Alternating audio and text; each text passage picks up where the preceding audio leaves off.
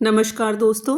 सबसे पहले माफ़ी चाहती हूँ, बहुत दिनों से मैं वीडियो नहीं डाल पाई थी क्योंकि बहुत हेक्टिक शेड्यूल हो गया था।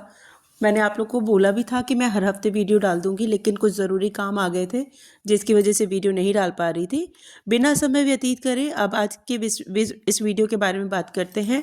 तो आज के वीडियो में हम द चैरियट के बारे में सीखेंगे। हाँ, एक चीज़ और बताती हूँ कि वीडियो में मैं बहुत ज़्यादा एडिटिंग या जो एरो के साइन वगैरह पहले मैं बनाती थी या जितने इसके कमेंट्स वगैरह लिखती थी, टाइम के अभाव में हो सकता है मैं वो सारी चीज़ें ना लिख पाऊँ, बट हाँ ऑडियो के थ्रू मैं अपने जो भी इसके कार्ड से रिलेटेड जो जानकारियाँ हैं वो ज़रूर आप लोगों को देने शेयर करने की कोशिश करूँगी। हो सकता है मैं इतनी सारी एडिटिंग पिक्चर्स और सिंबल के साथ ना कर पाऊँ, ठीक है। तो आप लोग सिर्फ उस जो मैं ऑडियो में बोल रही हूँ उसको सुन के उसके अपने नोट्स बना लेंगे, तब भी सही रहेगा। तो सबसे पहले हम कार्ड में देखते हैं। ऑलवेज एज यूजुअल हम पहले कार्ड के बैकग्राउंड को देखेंगे। बैकग्राउंड पीले कलर का दिख रहा है। पीला कलर वैसे ही बहुत ही आशावादी और पॉजिटिविटी का कलर होता है, ऑप्टिमिस्टिक कलर है। तो जिन लोगों को कलर्स के बारे में ना पता हो वो मेरी पुरानी वीडियोस देख लेंगे, वहाँ जाकर मैंने कलर्स को भी और अच्छे से डिस्क्राइब किया हुआ है। अच्छे से तो नहीं, शॉर्ट में ही ब्रीफ किया हुआ है उसे, तो आप लोग उसे देख लीजिएगा। कार्ड पीले रंग का दिख रहा है बैकग्राउंड, इसका मतलब पॉजिटिव कार्ड है, काफ़ी अच्छा कार्ड है। मेजर अरकाना का 7वें नंबर का कार्ड है। 7वां नंबर हमारा केतु को रिप्रेजेंट करता है, ठीक है। तो बाकी जो 7 नंबर के कार्ड होंगे वो आपको अक्सर और मेजर अरकाना या माइनर अरकाना में आप गलत बोल गई मैं। माइनर अरकाना में जो भी 7 नंबर के कार्ड्स दिखेंगे वो आपको कहीं ना कहीं इल्यूजन और कन्फ्यूजन को बताते हुए दिखेंगे, बट चैरियट में ऐसा नहीं है, ठीक है। चैरियट बहुत ही पॉजिटिव कार्ड है। 7 नंबर केतु का होता है जो कि इल्यूजन, भ्रम को पैदा करता है। और ये कार्ड अभी फिलहाल ऐसा कोई शो नहीं कर रहा है, इस 7 नंबर को इस तरह से कंसिडर मत करेगा आप, ठीक है। रीडिंग करते टाइम किसी का आ गया और किसी की सिचुएशन से ही अगर ऐसा कनेक्ट हो रहा हो या उसके कॉन्टेक्स्ट के साथ जेल हो रहा हो तो अलग बात है, अदरवाइज ये पॉजिटिव कार्ड रहेगा। अब हम कार्ड के सिंबल्स के बारे में देखते हैं। एक व्यक्ति है जिसके सिर पे मुकुट जैसा दिख रहा है। ये मुकुट हमें बताता है कि वह कार्यों को पूर्ण करने की क्षमता दर्शाता है।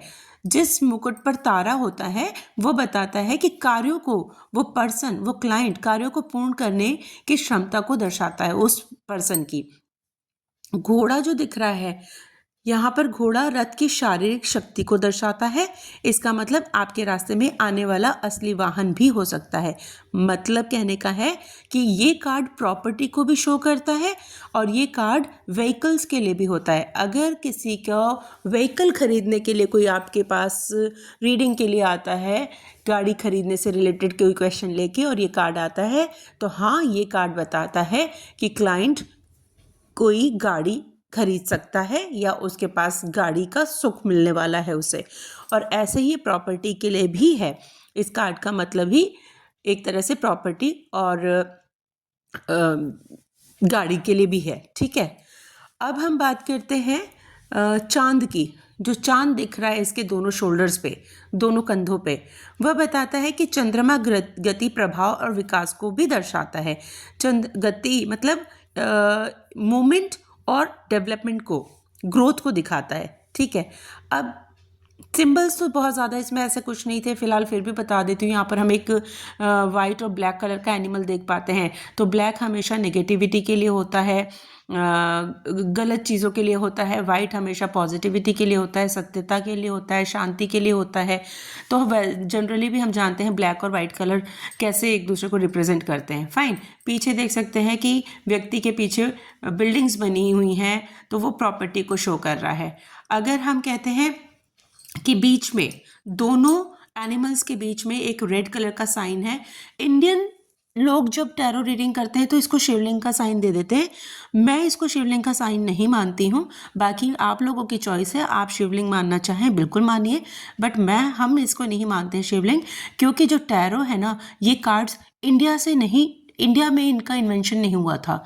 ये इंडिया का आविष्कार नहीं है, ये विदेशी उस विदेश में इसकी उत्पत्ति हुई थी। इसका जो स्टार्टिंग हुआ था वो विदेशों से हुआ था, और विदेशों को शिवलिंग से कोई मतलब नहीं था, उन्हें नहीं पता शिवलिंग क्या होता है क्या नहीं, ठीक है। तो इंडिया तक आते आते इसको शिवलिंग में भी कन्वर्ट कर दिया। लोगों की इंट्यूशन, हाँ टैरो में हमेशा होता है कि यहाँ एक्सपेरिमेंट्स भी होते रहते हैं, आपकी इंट्यूशन आपको जो गाइड करती रहती है उसको भी हम एक्सेप्ट करते चलते हैं।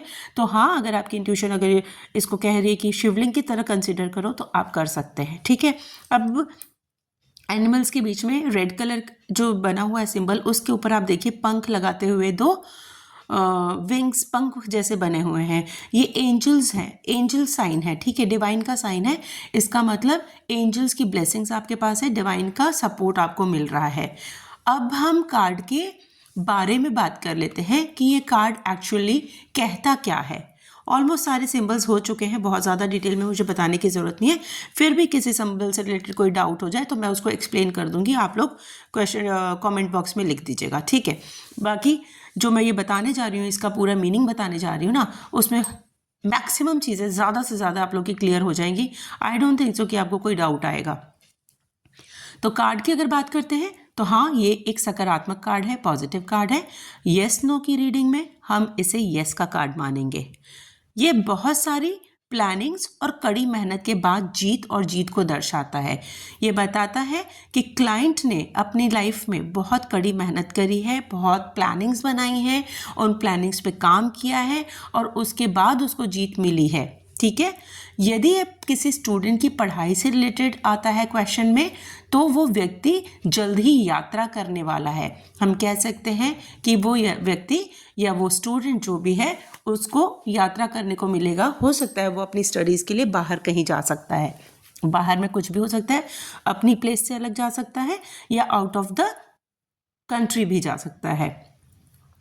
नेक्स्ट अगर हम बात करते हैं तो ये सेल्फ कंट्रोल, हम देख सकते हैं कि ये इंसान काफ़ी सधा हुआ लग रहा है। इसको दोनों शोल्डर्स पे इसको जो चंद्रमा दिख रहा है ना, वो ऐसा भी दिखाता है जैसे किसी को सितारे नहीं बैजेस में मिलते हैं, अच्छा काम करने पे उनको एप्रिसिएशन में मिलता है। तो इसी तरह से शोल्डर्स दिखा रहे हैं कि ये जिम्मेदारियों को उठाना जानता है, जिम्मेदारियों को संभालना जानता है, ठीक है।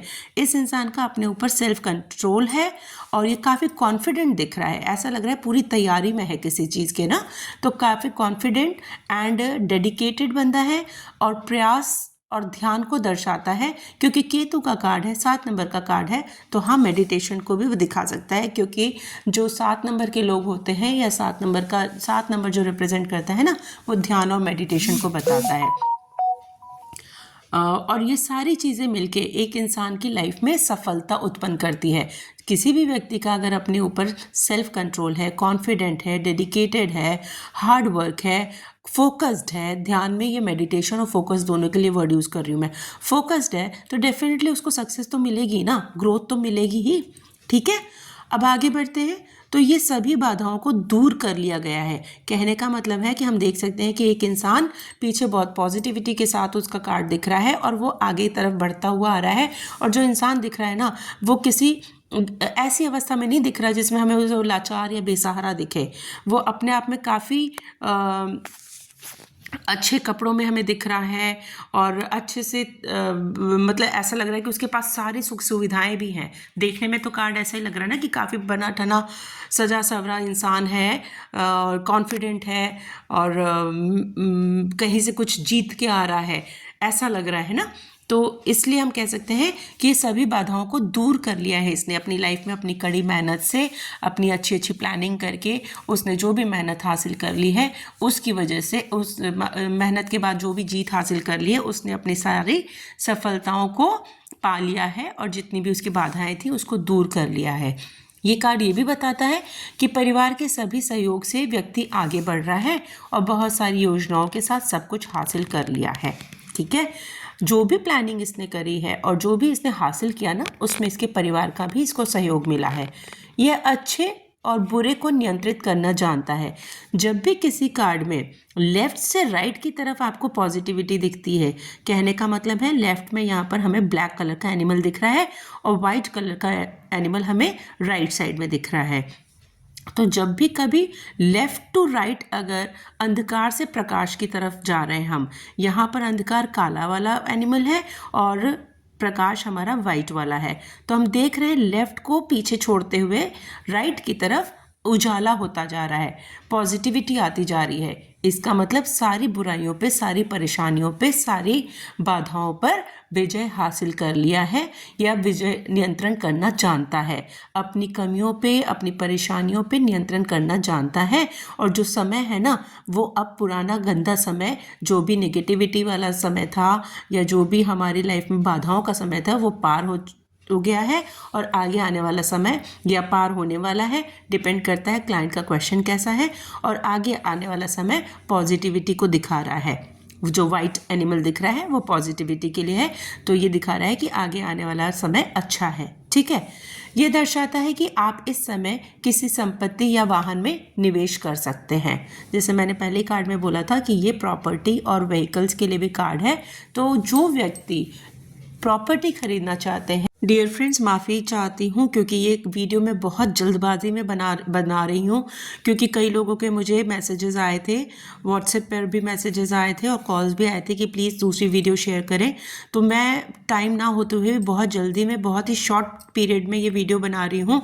कोशिश करी है मैंने सारे पॉइंट्स को कवर करने के लिए, लेकिन अगर कुछ छूट जाता है या कुछ नहीं समझ में आता है, डू नॉट वरी, मैं अगली वीडियो बनाऊंगी तो कोशिश करूंगी उसमें मैक्सिमम चीज़ों को कवर करने के लिए। ठीक है, जो 7 एस्पेक्ट्स के साथ एडवांस का मैं जब वीडियो बनाऊंगी ना, कोशिश करूंगी कि मैं उसमें आप लोगों को डिटेल जानकारी दे पाऊँ। तब तक के लिए अभी इतने से ही काम चलाइए। Thank you so much. Video अगर आपको पसंद आती है तो लाइक शेयर सब्सक्राइब करना ना भूलें। Thank you so much. आप लोगों का दिन शुभ हो। और ज़रूरी बात, मैं नेक्स्ट मतलब इसी नवंबर मंथ में 21 नवंबर से मैं नया बैच स्टार्ट करने जा रही हूँ कोर्सेज़ के लिए, टैरो और न्यूमरोलॉजी दोनों के कोर्सेज़ के लिए।